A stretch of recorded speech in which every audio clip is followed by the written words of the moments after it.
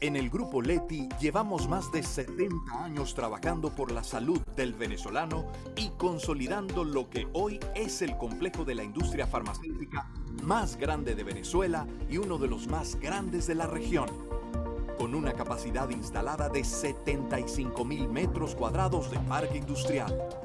Nuestras 6 plantas están dotadas con tecnología actualizada traída de Alemania, Inglaterra, Italia y Corea, gracias a un relacionamiento continuo y alianzas internacionales con líderes de la industria farmacéutica. En nuestras instalaciones tenemos la capacidad de producir más de 125 millones de unidades al año en 70 líneas de producción, abarcando más de 22 formas galénicas. Para lograr esto, contamos con 850 colaboradores especializados y comprometidos, produciendo y distribuyendo nuestra amplia gama de líneas terapéuticas, con más de 600 registros en las principales categorías éticas, genéricas, OTC y fitofármacos, las cuales distribuimos desde un almacén robotizado que cuenta con una capacidad para 16 millones de unidades. Y nuestra punta de lanza, Biocontrole, es el único laboratorio de Latinoamérica en desarrollar innovaciones nanotecnológicas y fabricar productos de liberación programada, aportando valor a médicos, farmacéuticos, pacientes, socios comerciales y proveedores. Guiados desde siempre por nuestros 5 pilares: talento humano, junta directiva, capacidad de producción, desarrollo e innovación y un amplio catálogo de productos y terapias. Grupo Leti, nuestro compromiso. Muy buenas tardes, tengan todos los presentes. Todo un gusto, un placer saludarles. Mi nombre es Pastor Galicia, Chief Medical Officer de Grupo Leti. En nombre del Grupo Leti y en alianza con la Sociedad Venezolana de Oncología, en su sección de Oncología Pediátrica, tengo el placer de darles la bienvenida a esta actividad virtual de la tarde de hoy. Esta actividad, que lleva por nombre Linfoma linfoblástico en niños, adolescentes y adultos jóvenes, resultados de tratamiento, será moderada por la doctora Emilia Mora. La doctora Emilia Mora es médico pediatra y oncóloga pediatra, gerente en servicios asistenciales de salud, jefa del Departamento de Pediatría del Centro Médico de Caracas y miembro de la Sociedad Venezolana de Oncología, en donde además se desempeña como presidente de su sección de Oncología Pediátrica. Como un amable recordatorio, les pido por favor a partir de este momento mantengan apagadas sus cámaras, silenciados sus micrófonos, así como cualquier equipo o dispositivo electrónico que pueda causar interferencia con la transmisión de esta actividad. Asimismo, les recuerdo, pueden realizar sus preguntas por medio del chat. Y una vez más, agradecidos por su presencia acá en la tarde de hoy. Gracias de parte del Grupo Leti por ser parte de este cambio. Gracias por creer y confiar y trabajar juntos en el país que necesita el esfuerzo de cada uno de nosotros. Hoy, esta nueva etapa de Grupo Leti, nuestro compromiso contigo y con la salud del país es mayor. Los dejo pues en la amable compañía de la doctora Emilia Mora, moderadora de esta actividad. Doctora Mora, los micrófonos son suyos. Gracias, doctor Pastor. Agradecido siempre por este apoyo del Grupo Leti y con usted, doctor Pastor. En el día de hoy vamos a continuar hablando del linfoma y algo que nos prometió la doctora Raiza, que iba a hablar de linfoma linfoblásticos en niños, adolescentes y adultos jóvenes.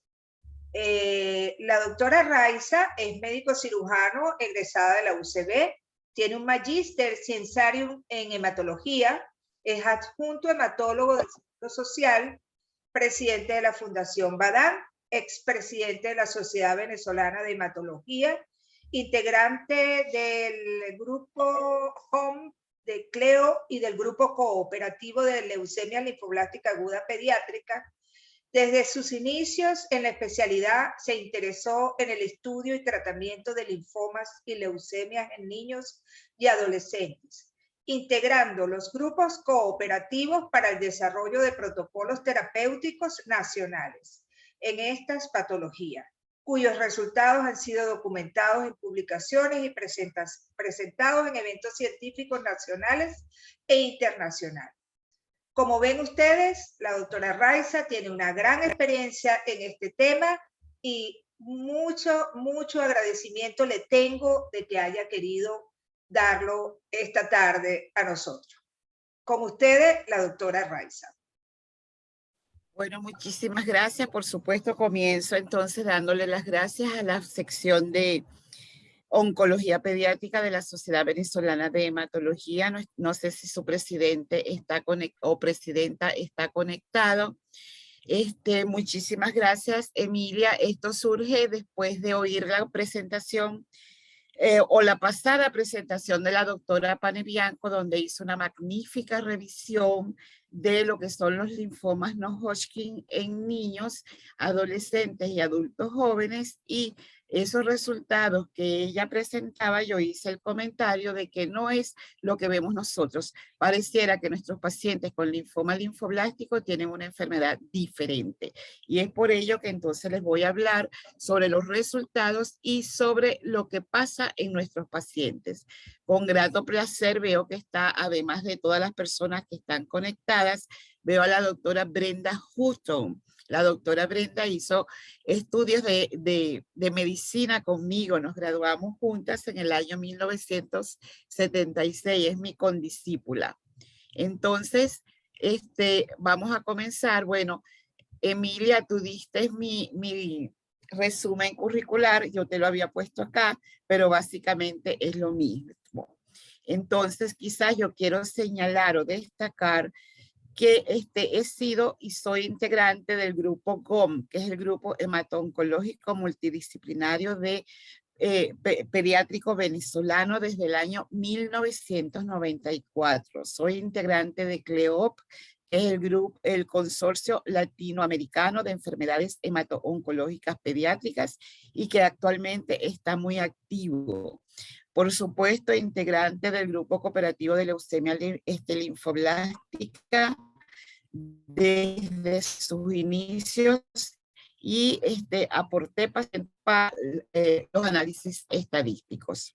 Y ustedes saben, todos los que están acá conectados, que es un tema, los linfomas linfoblásticos en la edad pediátrica, es un tema que me apasiona. Entonces, no tengo ningún conflicto de interés que declarar y solamente, como ya ustedes pudieron ver, esta conferencia está siendo patrocinada, pues, en cuanto a la conexión Doctora Raiza, disculpe de verdad que la interrumpa, doctora, pero es que no estamos viendo su presentación. Recuerde que debe darle al botón verde que dice compartir pantalla para poder disfrutar de su disertación en la tarde de hoy. Ajá, ¿y el botoncito verde que está al pie de su pantalla, que dice compartir pantalla, presiónelo allí y le va a aparecer una segunda ventana donde usted debe seleccionar la presentación exactamente, la presentación suya y darle... seleccione su presentación allí, búsquela, por favor, donde está PowerPoint, ok. Ahí la debe tener abajo. Eso, perfecto. Ahora dele formato de presentación en tamaño grande.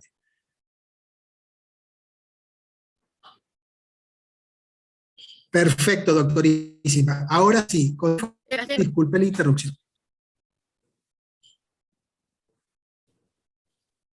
Bueno, pero sí me oyeron todo lo que estaba diciendo, ¿verdad? Sí, doctora, claro que sí. Ok, bueno, entonces para comenzar con mi presentación, yo quise hacer como una revisión preliminar sobre lo que son los linfomas linfoblásticos en la edad pediátrica, sobre todo para resaltar que vamos a hablar de este tipo de linfoma que representa el 30% de ellos. Y esto es importante verlo porque vemos cómo a medida que avanza la edad se va a disminuir la frecuencia de este linfoma. Tenemos el más frecuente, que por supuesto son los linfomas de tipo B, dentro de los cuales tenemos el linfoma de Burkitt y el Burkitt-Light. Tenemos los linfomas de células grandes que representan el 20%, y luego entonces desde hace cierto tiempo para acá se viene hablando ya de los linfomas no Hodgkin anaplásicos de estirpe T en la edad pediátrica. Acá vemos entonces, esta diapositiva nos señala lo que les estaba comentando. Vemos entonces cómo el linfoma linfoblástico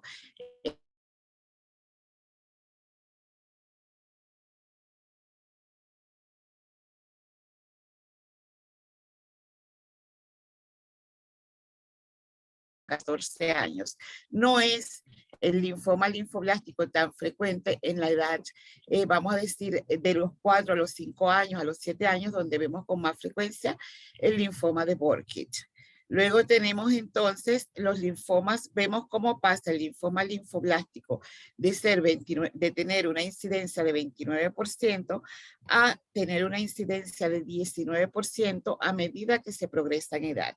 Y acá hablamos del linfoma linfoblástico en niños, adolescentes y adultos jóvenes por una razón que posteriormente voy a comentar. Todos estos linfomas son tratados con esquemas de quimioterapia pediátricos y así se han obtenido los mejores resultados. Entonces, definimos al linfoma no Hodgkin como un conjunto heterogéneo de neoplasias que son derivadas de linfocitos B, T o natural killer. Los subtipos del linfoma linfoblástico B del linfoma linfoblástico son el reflejo de los mecanismos moleculares y celulares subyacentes. Esto es lo más importante en este momento. Entonces tenemos acá, según la clasificación de la Organización Mundial de la Salud, los linfomas linfoblásticos propios de neoplasias de precursores linfoides. Aquí tenemos el linfoma linfoblástico T, que es sobre el cual me voy a referir en la tarde de hoy. Tenemos el linfoma linfoblástico B, que tiene una muy baja incidencia de 3%. Dentro de las neoplasias de células B maduras conocemos el linfoma de Burkitt, el linfoma de células B grande y el linfoma mediastinal primario. Y dentro de las neoplasias de células T maduras tenemos el linfoma anaplásico de células grandes ALK positivo. Pero hoy me voy a referir específicamente al linfoma linfoblástico T.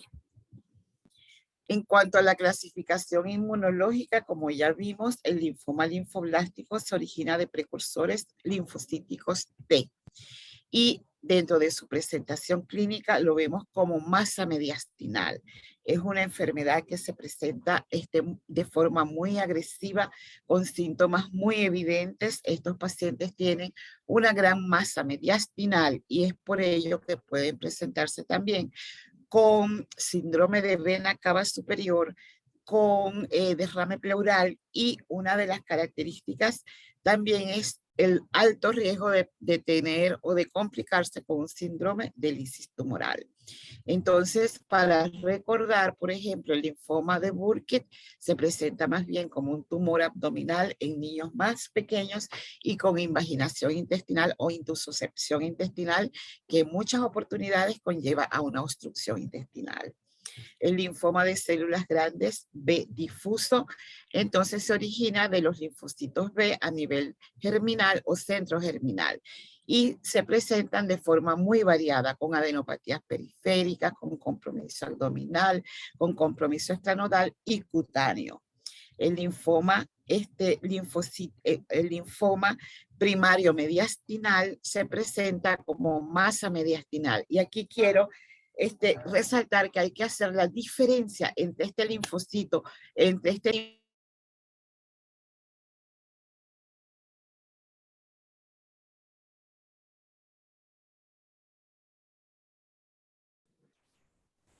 Doctora Raiza, disculpe, creo que apagó su micrófono sin querer. Por favor, actívelo de nuevo, gracias, disculpe. Está, ok. Entonces, les comentaba, perdonen la interrupción, que acá tenemos las características clínicas de los linfomas que se presentan en esta edad. hablaba de que el linfoma linfoblástico T se presenta como masa mediastinal, el linfoma de Burkitt como un tumor abdominal, el linfoma difuso de células grandes puede comprometer cualquier ganglio linfático periférico, también se presenta como masa abdominal, también con compromiso extranodal y con compromiso cutáneo, que voy a hacer una diferenciación.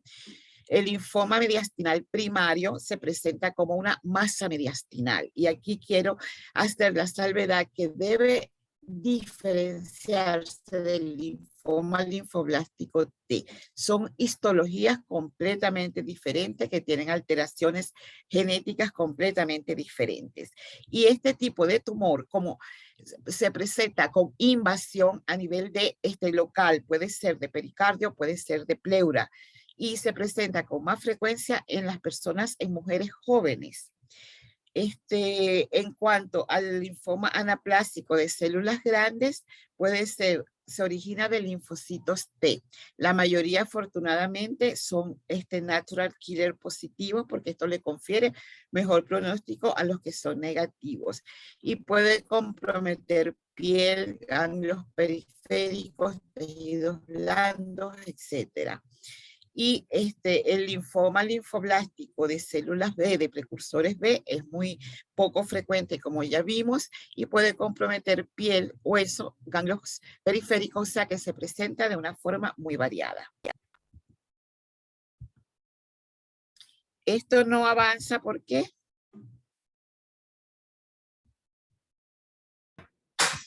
Doctora, dele con el cursor un pequeño toquecito a la pantalla en medio de su lámina y luego vuelve a intentar bajar la presentación. Allí está. Perfecto, gracias. Muy bien, entonces algo que es importante, yo no lo voy a revisar porque ya lo hizo la doctora Panebianco, pero algo que es muy importante resaltar es que en este tipo de tumores se han descrito alteraciones genéticas, alteraciones cromosómicas que son características. Por ejemplo, ya sabemos que en el linfoma de Burkitt, las translocaciones que comprenden el cromosoma 8 son muy importantes. Dentro de ellas, la 814, la 822 y la 28. Estas alteraciones van a producir, estas translocaciones, alteraciones a nivel genético. Y conocemos las alteraciones a nivel del CEMIC, por ejemplo. En el linfoma linfoblástico T, entonces tenemos también actualmente descritas alteraciones muy importantes, aquí no está señalada, pero por ejemplo, las alteraciones en el Notch, y se las señalo porque ahorita los tratamientos en aquellos casos refractarios están dirigidos a este tipo de alteración genética en este gen Notch. Y en cuanto a los linfomas difusos de células grandes, estos son BCL2 positivos, se parecen más a los linfomas de los adultos. En cuanto a la linfomagénesis, o sea, todas aquellas alteraciones que llevan a la transformación de los linfocitos normales en linfocitos patológicos, bien sea células B, células T o natural killer, están dadas por alteración en los puntos de control inmunológico. Esto produce mutaciones genéticas. También muy importante es la evasión que se tiene de la vigilancia antitumoral, y todas estas alteraciones van a conllevar a la perpetuación de la supervivencia, o sea, que no hay muerte celular programada, sino una supervivencia de estas células, que es lo que lleva a su proliferación. Una vez hecha esta revisión general, entonces sí voy a entrar definitivamente en los linfomas linfoblásticos T, que como ya había señalado, representan el 30% de estos linfomas en las edades que estamos considerando, que son hasta los 21 años, hasta adultos jóvenes. Y esta es la diapositiva más importante en relación al tratamiento de a los resultados terapéuticos en linfomas linfoblásticos. Entonces vemos que desde hace mucho tiempo, muchos años atrás, se viene trabajando en los protocolos terapéuticos. Acá vemos publicaciones que comienzan desde el año 1992. Esta es la Sociedad Francesa de Oncología Pediátrica con la doctora Paté, ya reportando, haciendo sus reportes sobre los resultados del linfoma linfoblástico en la edad pediátrica. Vemos como por ejemplo, acá no había una estratificación en cuanto al tratamiento. Todos los pacientes eran tratados con el mismo protocolo, independientemente de que fuera una enfermedad localizada o una enfermedad avanzada. Nosotros aquí en Venezuela tuvimos experiencia con el protocolo LSA2-L2. Ellos ya estaban reportando una sobrevida libre de enfermedad para esta época del año 1992 del 75%. Y quiero resaltar también los protocolos del grupo alemán, el protocolo BFM 90 y el BFM 95. Vemos ya en el protocolo BFM 95 cómo hay una estratificación. Acá fueron tratados los pacientes con enfermedad avanzada, un cierto número de pacientes, y se reporta una sobrevida libre de enfermedad muy satisfactoria. Luego también tenemos el grupo EORS con su protocolo 58881, también reportando muy buenos resultados. El COG, el grupo norteamericano, reportando buenos resultados. Luego tenemos el St. Jude, con el cual tenemos muchas similitudes o muchas relaciones, reportando resultados de tratamiento también en pacientes con edad avanzada, usando el protocolo TALL, y ellos obtienen una sobrevida libre de enfermedad de 83%. Y luego finalmente tenemos entonces estos grupos que usan protocolos basados en el protocolo BFM, y aquí vemos algo muy importante, que es que ya comienzan a hacerse las ventanas terapéuticas, o sea, aquella prefase para determinar algo muy importante en este momento, que es la respuesta temprana al tratamiento. Entonces vemos cómo se hace la prefase con esteroide. Aquí quisieron ver si había alguna diferencia usando dexametasona o usando prednisona, y vemos que los resultados fueron exactamente igual. Estos son reportes del doctor Reiter, que es el doctor alemán que preconizó los protocolos BFM. También quiero señalar acá que vemos que la edad es más o menos similar, una edad promedio de 8 años, acá trataron hasta los 16 años, y como les señalaba, ahorita se trata con los protocolos pediátricos hasta los adultos jóvenes. Entonces, esta diapositiva también es muy importante. ¿Por qué? Porque estos grupos quisieron evaluar qué factores pronósticos pudiesen ser utilizados para definir el tratamiento o para cambiar tempranamente el tratamiento. Entonces, el CCG encontró que la edad pudiese ser un factor pronóstico. Después se demostró que no era un factor pronóstico. Luego entonces, acá el sistema nervioso central positivo, que para nosotros es un terrible problema, este grupo, este estudio piloto del COG consideró que sí era un factor pronóstico. Ahorita no, porque con el advenimiento de las altas dosis de metrotexate y hacer la profilaxis del sistema nervioso central, ellos logran rescatar hasta pacientes que hacen infiltración. Entonces, el estadio clínico también fue encontrado como un factor pronóstico importante, y ahorita sí se considera uno de los factores pronósticos. Entonces, la edad no es. El sexo tampoco, a pesar de que esto es más frecuente en los varones, pues no es un factor pronóstico desfavorable. El estadio clínico sí lo es. No es lo mismo tener un paciente con enfermedad localizada que un paciente que hay que tratarlo con enfermedad avanzada, aun cuando los resultados actualmente dicen que son excelentes. El sistema nervioso central dejó de ser un factor pronóstico negativo. Para esto me estoy refiriendo para los grupos internacionales constituidos por el grupo cooperativo BFM, BFM, también el grupo FAP, y para los grandes grupos internacionales también los grupos, vamos a decir, del Reino Unido. Y la respuesta al tratamiento ahorita se considera el factor pronóstico más importante. Los que responden tempranamente tienen muchísimo mejor pronóstico, y eso ha sido demostrado con los resultados obtenidos. Aquí les hablo de eso, que es la respuesta temprana al tratamiento. ¿Por qué la respuesta temprana? Porque se evalúa esa prefase y si el paciente responde adecuadamente, o sea que hay una suficiente lisis de esos linfocitos atípicos, pues se ve que hay un mejor pronóstico para estos pacientes y lo podemos ver en estas curvas. Esta es la curva de sobrevida libre de evento de acuerdo a la respuesta a la prefase de tratamiento. Como les digo, actualmente este es es el factor pronóstico más importante. ¿Por qué? Porque permite tomar decisión terapéutica. Entonces, ¿cuáles son las realidades que tenemos que definir? Esto de identificación de los factores pronósticos para estratificar el tratamiento.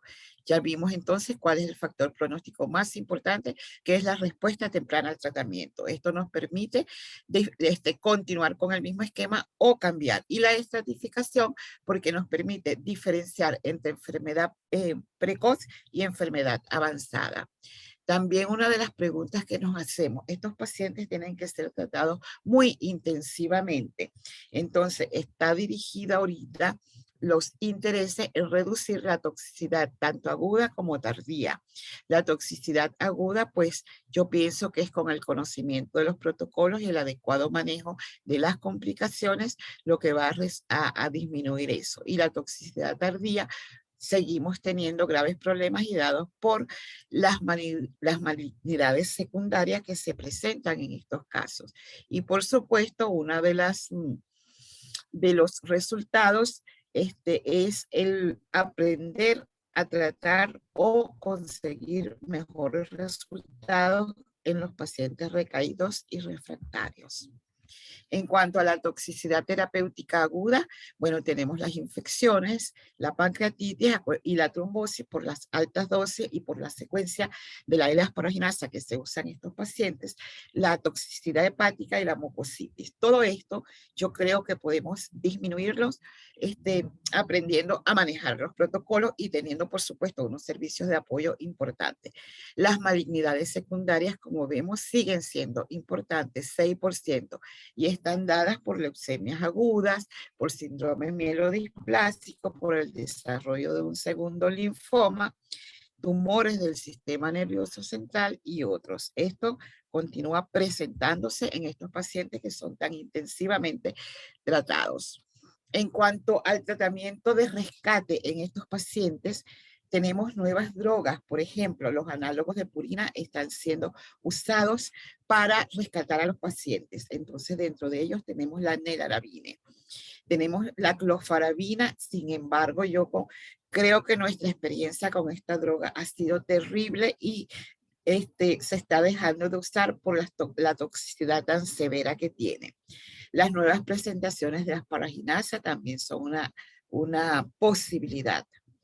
Acá les muestro este protocolo que quizás es el único que hemos no manejado, pero que conocemos en relación al uso de esquemas terapéuticos para pacientes con linfomas linfoblásticos T recaídos o refractarios. Este protocolo fue diseñado en el año 2010, esta es la referencia, y se usa entonces la nelarabina, este análogo de bases púricas, en combinación con quimioterapia, el etopósido y la ciclofosfamida. Él es un antimetabolito. Entonces, acá les presento el protocolo que aparece publicado, como les dije, en el British Journal of Hematology, y vemos que puede usarse dos modalidades de tratamiento. Puede comenzarse el tratamiento con la quimioterapia con el etopósido y la ciclofosfamida dada por 5 dosis diarias por 5 días. Hay un descanso de 1 a 2 días y luego entonces se comienza con la nelarabine, el análogo de purina, también en infusión de 5 días a una dosis que la tenemos acá, que esta es la dosis para la edad pediátrica, 600 miligramos por metro cuadrado por día por 5 días. Entonces, como vemos, puede hacerse, el primer paciente que se trató con este protocolo se le dio conjuntamente las 3 drogas, pero se vio que la toxicidad era muy severa, puesto que esta droga, la nelarabina, es profundamente neurotóxica. Entonces, la neurotoxicidad puede ser simple, ir desde una simple somnolencia hasta provocar síndromes parecidos al Guillain-Barré. Por ejemplo, en estos pacientes puede haber estatus epiléptico, también puede producirse lesiones tanto motoras como sensitivas, entonces hay que manejarla con mucho cuidado. Pero quizás este es el protocolo y aquí en Venezuela tuvimos experiencia con un paciente. Esto no es una droga que esté registrada en el país. En esa oportunidad se trajo como una droga de uso compasivo. Era suministrada o la representaba SmithKline en el exterior y estaba una doctora oncóloga pediatra en la parte gerencial del laboratorio y ella se interesó y se logró conseguir este medicamento. Lamentablemente, cuando llegó, el paciente para el cual había sido solicitado falleció, pero posteriormente pudo ser utilizado en otro paciente. Este es el estudio con la clofarabina que, como les dije, pues está dejándose en desuso. Es una droga que fue muy preconizada para los pacientes con neoplasias pediátricas hematológicas de estirpe T, pero que tiene mucha toxicidad.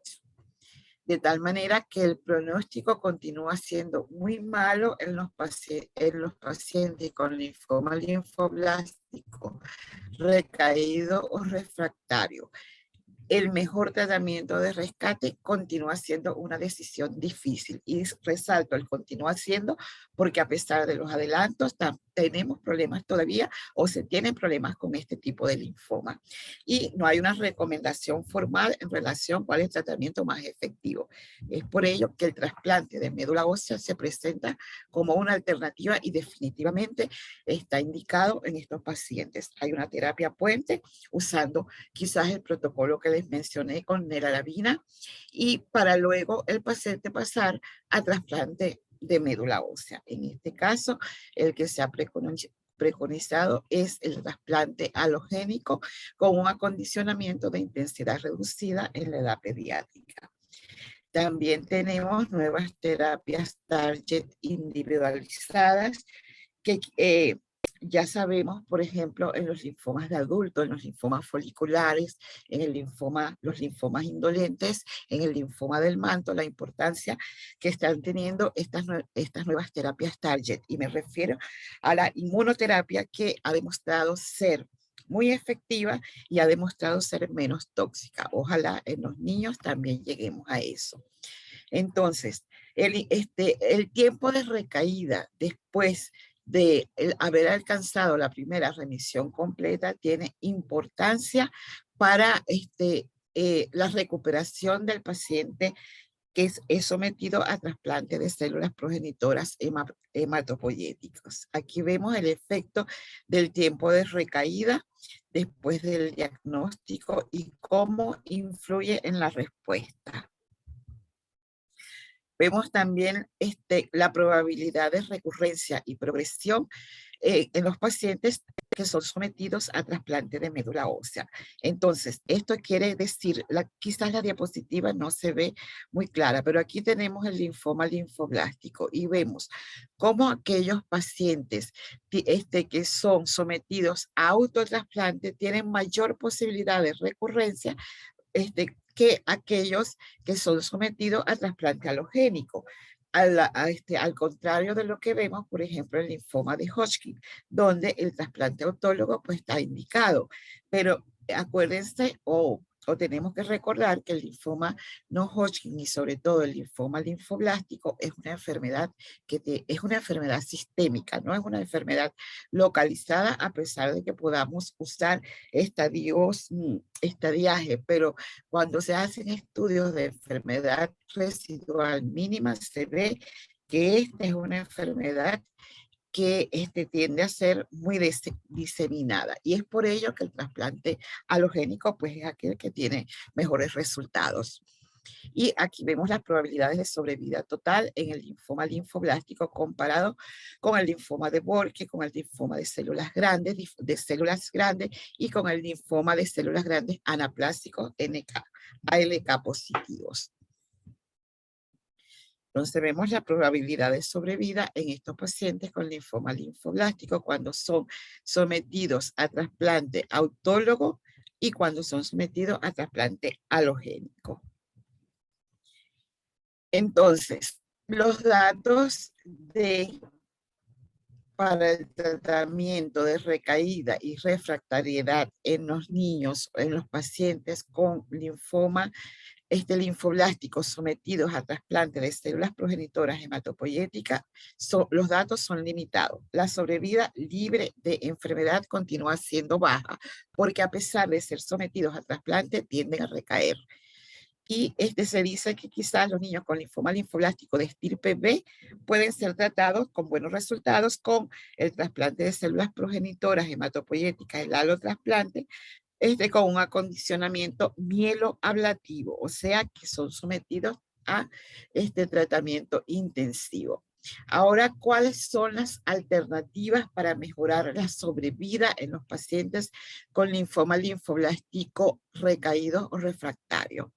Entonces, esto es muy importante, los estudios colaborativos internacionales, los estudios cooperativos, la estratificación de riesgo, como ya lo vimos, y la incorporación de nuevos agentes terapéuticos. Dentro de ellos, ya les mencioné, la nelarabina también se están utilizando con buenos resultados. La combinación de anticuerpos monoclonales con quimioterapia. Entonces tenemos aquí el brentuximab vedotin, con el cual ya hay muy buena experiencia en linfoma de Hodgkin. Y el alemtuzumab, pero lamentablemente pues no lo tenemos disponible, aunque no tenemos ahorita disponible muchos de los medicamentos.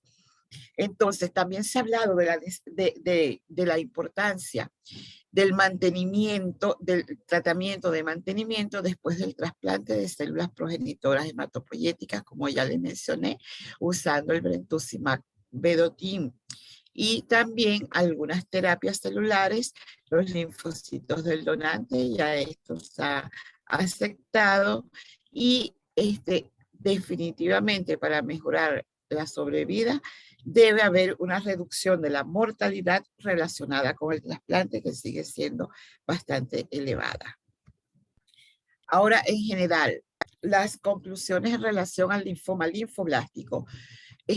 Los protocolos terapéuticos, como sabemos, ya son similares a los usados para la leucemia linfoblástica. La sobrevida libre de eventos que se está reportando en este momento es mayor del 80%. La radioterapia craneal profiláctica no es necesaria en pacientes que no se presenten con infiltración del sistema nervioso central. ¿Por qué? Porque el aprender a manejar las altas dosis de quimioterapia que pasan la barrera hematoencefálica y la prevención o la profilaxis del sistema nervioso central ha hecho que se elimine la radioterapia craneal, que nos preocupaba tanto, sobre todo en los pacientes más pequeños. En el linfoma linfoblástico vimos que las recaídas ocurren tempranamente y también localmente. No es nuestra experiencia. Nuestra experiencia es que las recaídas ocurren sistémicamente y sí de forma temprana. Lamentablemente vemos cómo estos pacientes, cuando están finalizando, que es un protocolo bastante prolongado porque es similar al de leucemia linfoblástica, estando finalizando su tratamiento, se presenta la recaída o al poco tiempo de finalizado el mismo. Y esto es terrible porque, como les digo, son más frecuentes en adolescentes cuyo manejo es más delicado todavía. Las posibilidades de sobrevida después de recaída es muy baja. Esto se ha mantenido a través del tiempo y es por ello que la idea es tratar intensamente a estos pacientes para lograr su curación. ¿Por qué? Porque el paciente que recae tiene pocas posibilidades, aún con los tratamientos actuales, de ser rescatado. Y los factores pronósticos más importantes identificados hasta el momento son las alteraciones genéticas, que están bien determinadas, y la respuesta inicial temprana al tratamiento. Ahora, los retos que se plantean con esta variedad de linfoma en estas edades. ¿Cuánto debe durar el tratamiento? Bueno, está entre los 12 y los 18 meses. cómo identificar pacientes que tengan alto riesgo de recaídas para poder modificar el tratamiento. El perfil de expresión genética tiene mucha importancia. También se le está dando mucha importancia ahorita a la respuesta inicial al tratamiento medida por enfermedad mínima residual y medida biológicamente por los hallazgos en el PET scan. Y las nuevas opciones terapéuticas son en pacientes con enfermedad refractaria, están dirigidas al uso de estos medicamentos tales como la nelarabina, la clofarabina, los inhibidores de Notch, el alotrasplante de células progenitoras hematopoyéticas y aún, aunque a mí no me parece por ser una enfermedad sistémica, como ya les he dicho, la radioterapia localizada. Por ejemplo, la inmunoterapia, ojalá que en los linfomas pediátricos ocurra lo mismo que está sucediendo en los linfomas de adultos, donde la inmunoterapia está sustituyendo a la quimioterapia y hay con tanta efectividad como la misma y por supuesto con menor toxicidad. Y las conclusiones generales que siempre me gusta resaltarla en relación a los linfomas pediátricos es que esto representa, al igual que las leucemias, los grandes éxitos, la leucemia linfoblástica y los linfomas son los grandes éxitos de la hemato-oncología pediátrica. Cuando yo comencé a estudiar hematología, al que le hacían diagnóstico al niño o adolescente o adulto joven que le hacían diagnóstico de leucemia linfoblástica o de linfoma linfoblástico, el pronóstico era muy malo. Y he tenido la satisfacción de ver cómo ese pronóstico ha ido cambiando con el tiempo. Y ahorita aquí quizás me faltó esa diapositiva donde dice que los linfomas linfoblásticos y los linfomas pediátricos actualmente son curables en más del 90% de los casos. Entonces, algo muy importante que lamentablemente para nosotros pues no se da en este momento, es que deben ser tratados en un centro de pediatría multidisciplinario, o sea, que tenga todas las especialidades que puedan apoyar el tratamiento de estos pacientes y que debe haber la experiencia para tratar y sacar sacar a estos pacientes de las complicaciones. Como les mencioné inicialmente, muchos de ellos se presentan con una enfermedad muy grave, bien sea con síndrome de vena cava superior, cuando son esas grandes masas mediastinales, con insuficiencia respiratoria, precisamente por los derrames pleurales o pericárdicos que pueden presentarse, con síndrome de lisis tumoral, o sea que necesitamos saber manejar todas estas complicaciones. Y los resultados han mejorado con el uso de esquemas de quimioterapia similares a los usados en leucemia linfoblástica, ya los había mencionado. La sobrevida elevada en los casos de enfermedad aún en casos de enfermedad avanzada, y las expectativas han mejorado con el advenimiento de la inmunoterapia, que ya sabemos que hay algunos anticuerpos monoclonales que sí se están usando, y con la terapia regenerativa que se refiere al trasplante y también al uso actual de las CAR T-cell. Los linfomas no Hodgkin pediátricos deben ser tratados siguiendo protocolos multicéntricos colaborativos. La tendencia actual es unir esfuerzos y nos sumamos sumándose a grupos cooperativos que pueden ser internacionales si tenemos la suerte de ser aceptados, regionales o nacionales. Y les voy a poner ejemplos de ello. Por ejemplo, el FAB BFM, cuando nosotros vemos la network, eso es como un arbolito, eso tiene muchísimos países que están incorporados a este grupo de trabajo, incluyendo Australia. Entonces, tenemos esto en Europa, el COG en Norteamérica, y en Latinoamérica, con mucha satisfacción, podemos ver que hay grupos de trabajo constituidos desde hace muchos años y que ya han acumulado una experiencia. Dentro de ellos tenemos el GATLA, el grupo argentino, desde el año 1967, el PINDA, que nosotros también lo conocemos de Chile, en el año 1988, y les digo que lo conocemos cuando hicimos algunos análisis y tratamientos para leucemias linfoblásticas. El grupo CLEOP donde estamos integrados, como pueden ver. Este es mucho más reciente, en el año 2015, incluye Argentina, Chile, Brasil, Colombia, Perú, Ecuador, Venezuela, México y los integrantes de AJOPCA.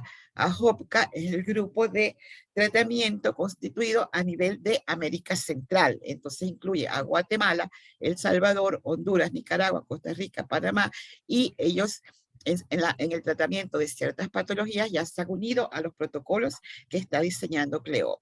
Tenemos, como les digo, el privilegio pues de estar incorporado en este grupo CLEO, y el protocolo para linfoma de Hodgkin está listo y lo siguen algunos centros acá en Venezuela. El protocolo para leucemia promielocítica también está ya diseñado, y ahorita hay grupos que están trabajando en el diseño. Cuando hablo de diseño, es basado en protocolos internacionales, pero adaptados a nuestras características regionales, a nuestros países. Y se está trabajando hay diferentes grupos ya con experiencia y con protocolos regionales y con protocolos nacionales. Recientemente les envié a los hematólogos, a los hemato-oncólogos pediatras, esta publicación que es muy interesante, que nos habla de todo y las experiencias de todos esos grupos cooperativos en nuestra región vamos a decir, en nuestra región de Latinoamérica, y también incluye los grupos cooperativos de Asia, de África, en regiones menos favorecidas como estamos nosotros en Latinoamérica. Y para finalizar, pues no puedo dejar de hablar de la experiencia que tuvimos nosotros y que estuvimos constituidos como grupo hemato-oncológico multidisciplinario pediátrico venezolano. Tuvimos experiencia ya con hablando del linfoma linfoblástico. Entonces, nosotros durante 20 años tratamos linfomas linfoblásticos siguiendo protocolos variables.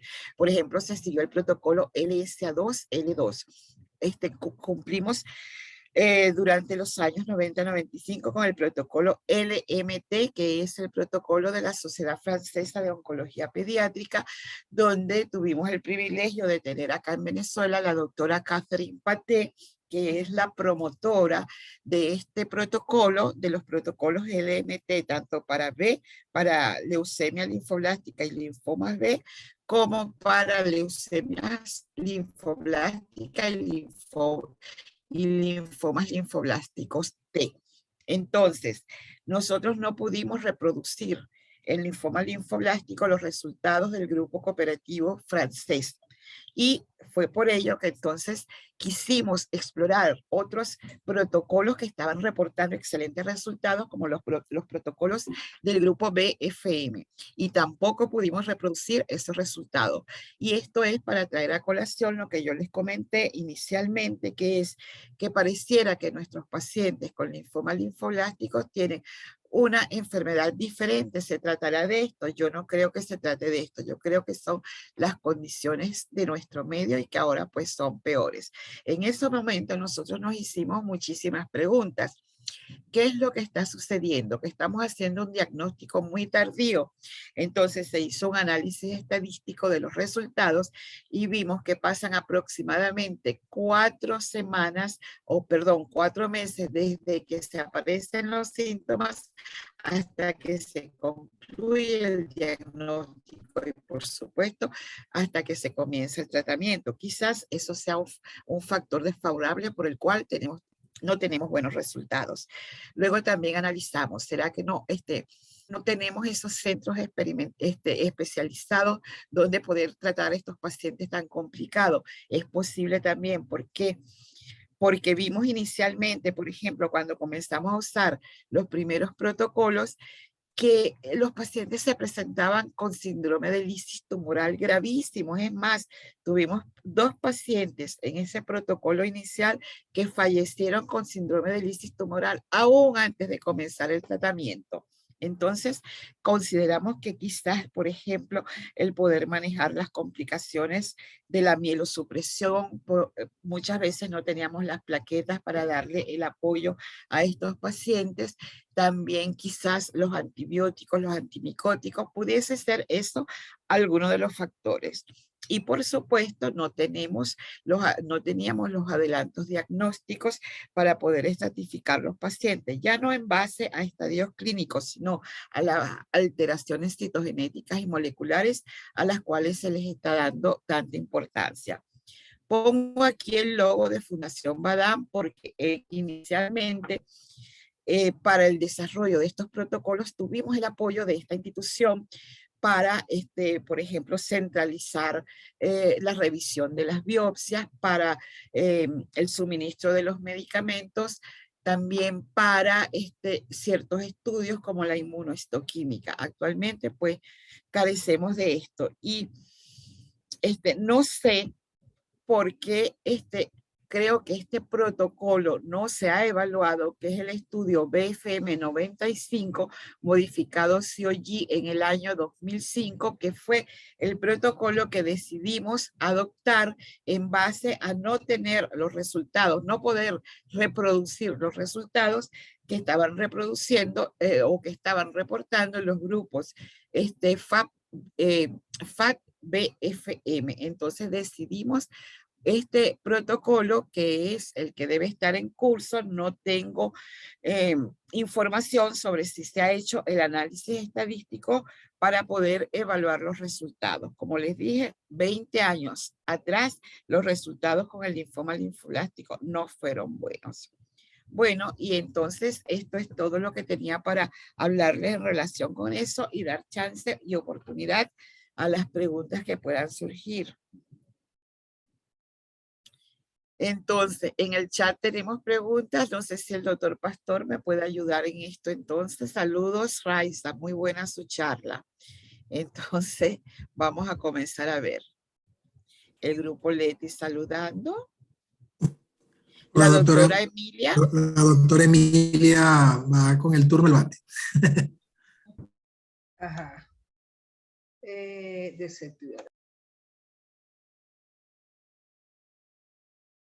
Estoy viendo aquí a ver si hay alguna pregunta. Pueden hacer preguntas a los que están metidos en sala. Déjame ver. Hay una pregunta por aquí sobre la protonterapia. ¿Piensa usted que esta variación de la radioterapia terminará estableciéndose como técnica de lesión en niños? Perdón, la protonterapia. Ajá. No tengo conocimiento sobre este tipo de terapia en niños. Me imagino que se refiere a radioterapia, pero el linfoma linfoblástico, pues no hay indicación de radioterapia. Se ha dicho, o sea, la indicación era solamente para manejar ciertas complicaciones, como por ejemplo el síndrome de compresión medular. Sí se usaba la radioterapia, pero de lo contrario no tiene indicación. Ahorita los estudios están referidos más que todo al desarrollo de la inmunoterapia para el tratamiento de los linfomas en niños. Así como se está logrando tan buenos resultados, como les dije, en los linfomas de adultos. Okay. Ya. Doctora, cuando habló de trasplante alogénico de intensidad reducida, ¿a qué se refiere? Disculpe la ignorancia. A que el acondicionamiento se hace con un protocolo más reducido, no es el protocolo, vamos a decir, que usa altas dosis de quimioterapia, el melfalán y eso, sino que es más reducido. Sin embargo, en los niños se recomienda usar la irradiación corporal total. De intensidad reducida quiere decir que el acondicionamiento es un protocolo de acondicionamiento con menor cantidad de drogas y a menor dosis. Eso es lo que quiere decir. Ok. Bueno. No sé si alguien más tenga alguna pregunta. Ya No va. puede ser que yo acorté para dar oportunidad a las preguntas. Aquí pone, doctora, ¿puede mencionarnos alguna evidencia con rituximab? Bueno, el rituximab más bien se usa en neoplasias linfoides de estirpe B, no en neoplasias de estirpe T. Acuérdense, el rituximab es un anticuerpo monoclonal que está dirigido específicamente a determinados CD. Y en este caso, en los linfomas linfoblásticos, pues no hay esa experiencia. Sí tenemos, y ya está incluido en los protocolos pediátricos de neoplasias linfoide B. Quiero resaltar un comentario que hay acá, la conferencia muy clara y actualizada, pero excelente, rememorar todo nuestro trabajo. Y yo los dejo a ustedes, a Emilia y a todo este nuevo grupo, porque yo creo que hay que retomar todo esto de grupos cooperativos nacionales para nosotros poder reunir el mayor número de pacientes y poder tener nuestra propia experiencia y de esa experiencia obtener resultados que nos permitan modificar los tratamientos y adaptar los tratamientos a nuestra realidad. Entonces, yo cuando les mencioné el último protocolo que habíamos diseñado cuando se llevaba todo este estudio cooperativo centralizado que lo inició, y bueno, y no puedo dejar de recordar a la doctora Greta de Aquatela, quien tenía tanto interés en esto, yo creo que eso hay que retomarlo nuevamente, ¿ok? Y por supuesto estoy a la orden para apoyarlas con la experiencia desarrollada a lo largo de tantos años en el manejo de estos protocolos. La doctora Susana refiere aquí, nosotros estamos trabajando en un protocolo en conjunto con un grupo de países suramericanos para la leucemia linfoblástica aguda y linfoma linfoblástico con la coordinación del Hospital San Jude, que pronto se publicará. Conozco ese trabajo que están haciendo el grupo del Hospital de Niños, apoyados en los aportes pues, que puede hacer el Hospital de San Judas de Memphis, y sí sé que están teniendo muy buenos resultados y esperamos la publicación de los mismos. Así es como debemos trabajar, como les digo, uniéndose a grupos colaborativos que permitan sacar conclusiones y nosotros adaptar los tratamientos para que nuestros niños pues puedan ser, y nuestros adolescentes y adultos jóvenes puedan ser curados de estas enfermedades que para nosotros siguen siendo catastróficas, pero vemos que para otros países, y dentro de ellos el San Judas, porque les presenté los resultados, pareciera que han logrado, o sea, ya llegar al 100%, están cerca de eso. Y yo creo que, como les dije, la inmunoterapia va a favorecer eso. ¿El estado nutricional en estos niños juega papel importante? Sí, por supuesto, juega papel importante tanto para la respuesta como para poder soportar la intensidad de estos tratamientos. Sin embargo, la persona que hizo, yo no puedo ver las preguntas por acá porque no quiero mover esto, que no se me vaya a ir. Pero sin embargo, nuestra experiencia inicial, a pesar de que nuestros niños no eran los mejores nutridos, no tenían unos parámetros ideales de crecimiento, desarrollo, etcétera, son tan resistentes que los podíamos sacar adelante, sobre todo en Hodgkin. Uno veía cómo esos niñitos, a pesar de su estado nutricional, respondían y pudimos obtener muy buenas curvas de sobrevida libre de enfermedad y con toxicidades menores, tanto a corto como a largo plazo, pero sí, por supuesto, influencia. Acuérdense que la albúmina es muy importante, las alteraciones dadas por todas estas complicaciones están en relación con el estatus nutricional de estos pacientes.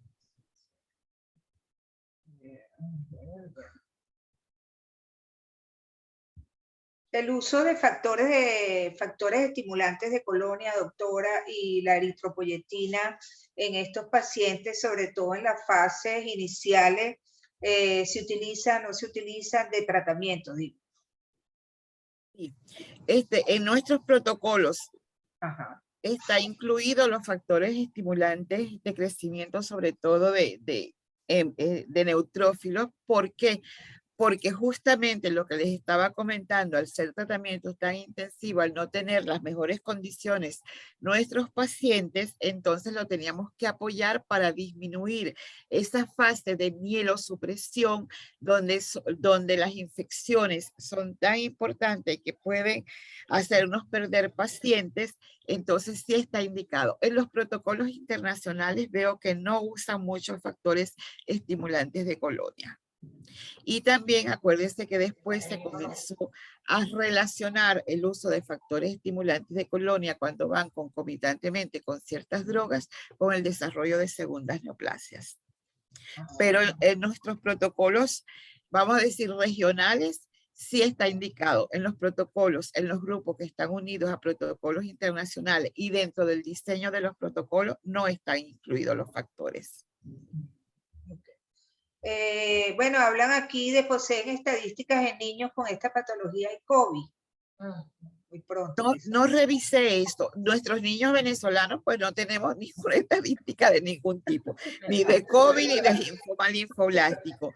Y en general, creo que no hay todavía, o sea, no hay aún, a pesar de que esta es una enfermedad donde cada día tenemos que estar revisando porque hay muchos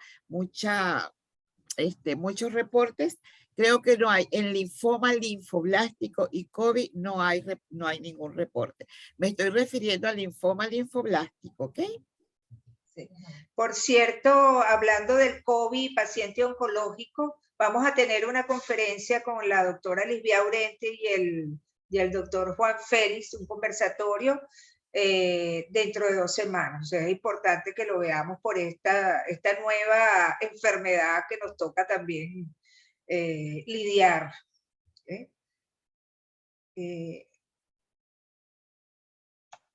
Doctora, no hay más preguntas. Si quiere hacer algún comentario, realmente es una exposición excelente, es un aprendizaje que nos queda a todos los oncólogos pediatras y además que para nosotros es un gran honor tenerla a usted que ha tenido tanta experiencia en esta patología. Gracias, Emilia. Yo lo que les quiero estimular a que lean esa publicación, creo que te la mandé a ti, Emilia, para que la difundan en tanto en la sección pediátrica y la mandé también a la Sociedad Venezolana de Hematología, porque habla de todos estos grupos cooperativos regionales y el apoyo que están recibiendo, tanto por ejemplo, hablan del apoyo que se está recibiendo del Hospital San Jude. Entonces, es importante que la revisen. Y les quiero comentar que, por ejemplo, nosotros de Venezuela, como les dije, estamos integrando el CLEOP desde sus inicios. Es más, participamos 4 médicos venezolanos, participamos en todo el diseño que se hizo de la creación de los integrantes de CLEOP. Y es un grupo que está trabajando muy activamente.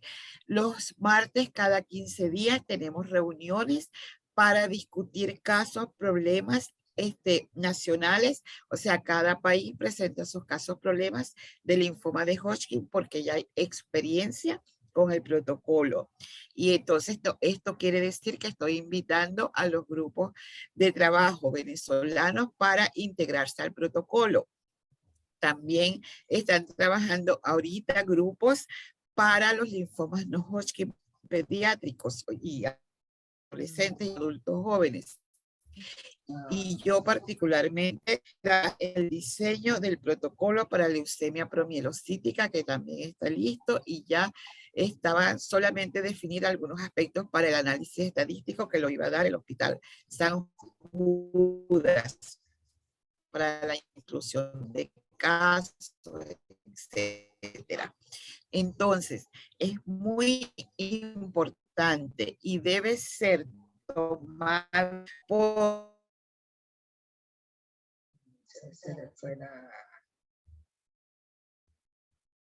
Está hablando del pasado, pero pareciera que el pasado fue mejor que el presente actual, ¿verdad? Pero esto tiene que cambiar, tomar nuevamente la coordinación de estos protocolos y el trabajo cooperativo. La experiencia estuvo en los resultados con leucemia linfoblástica, en los resultados con linfoma de Hodgkin y en los resultados con linfoma no Hodgkin B. Y por supuesto, ustedes los oncólogos tienen muchísima experiencia también en trabajos cooperativos con las diferentes patologías, con la SIOP, por ejemplo, que han trabajado también en retinoblastoma, en neuroblastoma, etcétera. Entonces, es muy importante eso. Así es. Vamos a tomar en cuenta su sugerencia. Bueno, doctora, sin más, muchas gracias. Lo dejo entonces con el doctor Pastor para finalizar esta actividad.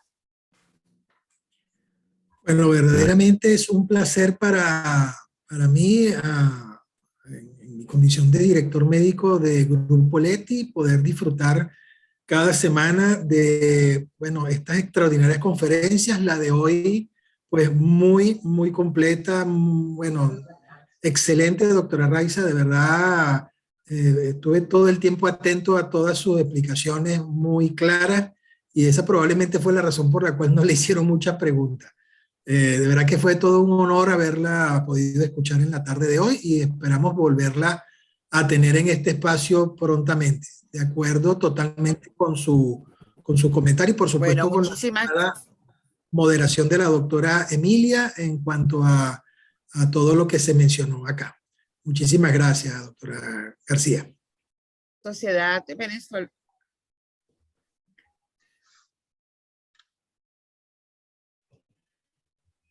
Bueno, chao.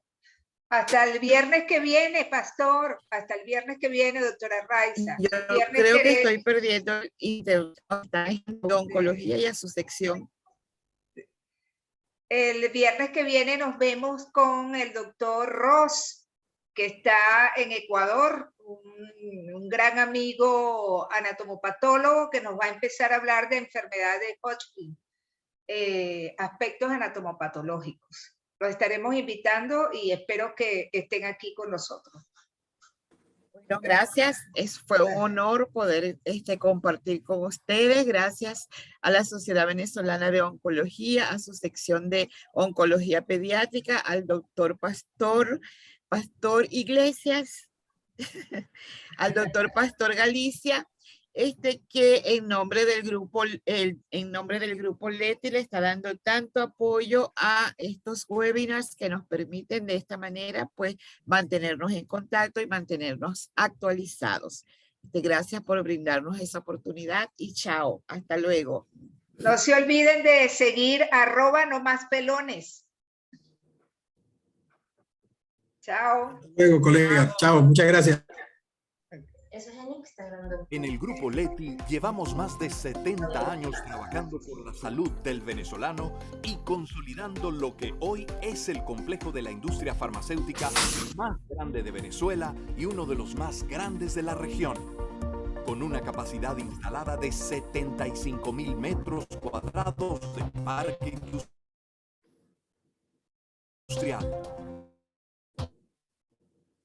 Nuestras 6 plantas están dotadas con tecnología actualizada traída de Alemania, Inglaterra, Italia y Corea, gracias a un relacionamiento continuo y alianzas internacionales con líderes de la industria farmacéutica. En nuestras instalaciones tenemos la capacidad de producir más de 125 millones de unidades al año en 70 líneas de producción, abarcando más de 22 formas galénicas. Para lograr esto, contamos con 850 colaboradores especializados y comprometidos, produciendo y distribuyendo nuestra amplia gama de líneas terapéuticas, con más de 600 registros en las principales categorías éticas, genéricas, OTC y fitofármacos.